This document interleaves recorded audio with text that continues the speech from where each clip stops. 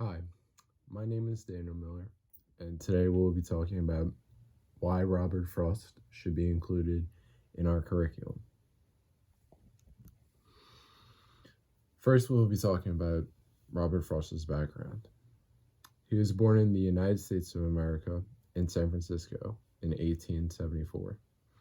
His father, who was a writer and journalist, sadly died of tuberculosis when Robert was the age of 12.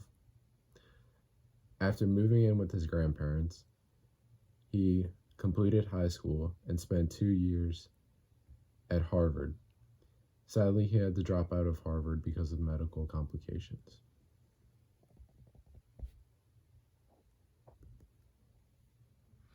Now we'll talk about his early writing career. After dropping out of Harvard, Robert worked and lived on a farm for 12 years. Writings during this period were inspired by death. This was the death of 2 of his young children at the farm. Settings of his future writings were motivated by his farm life. This was the farm that he lived on and the experiences of farm life. His style of writing was dark meditational writings.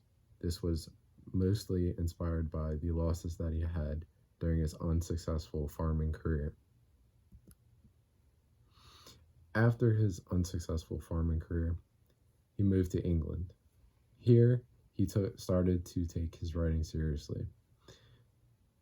He befriended and learned from Edward Thomas, Rupert Brooke, and Robert Graves.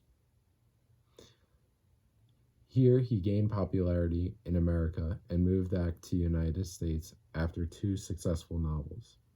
These novels were A Boy's Will and North of Boston.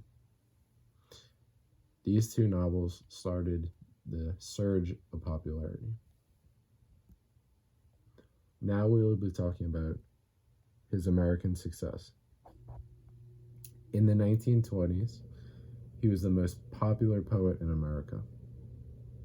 4 novels that he wrote were New Hampshire, A Further Range, Steeple Bush, and In the Clearing. These 4 books increased his popularity tremendously in America. Now we will be talking about his awards as an American. Robert Frost has 4 Pulitzer Prizes for the previously mentioned books. He also has a Congressional Gold Medal. At President Kennedy's inaugural address, he read a poem as seen in the picture. After his writing career, he began teaching. He taught at Amherst College and Bread Loaf School of English of Middleburg College in Vermont. This college still owns and manages his farm today.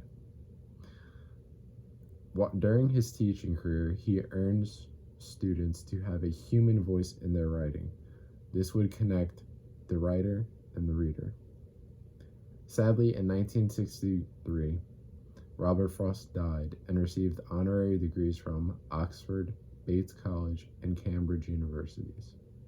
This was because of the inspiration that his writing had.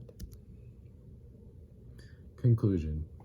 I strongly urge that Robert Frost be included in our curriculum, not only for his many accomplishments and speech to all of the United States for President Kennedy's inaugural address, but because his inspiration and story of farm life to popularity in America.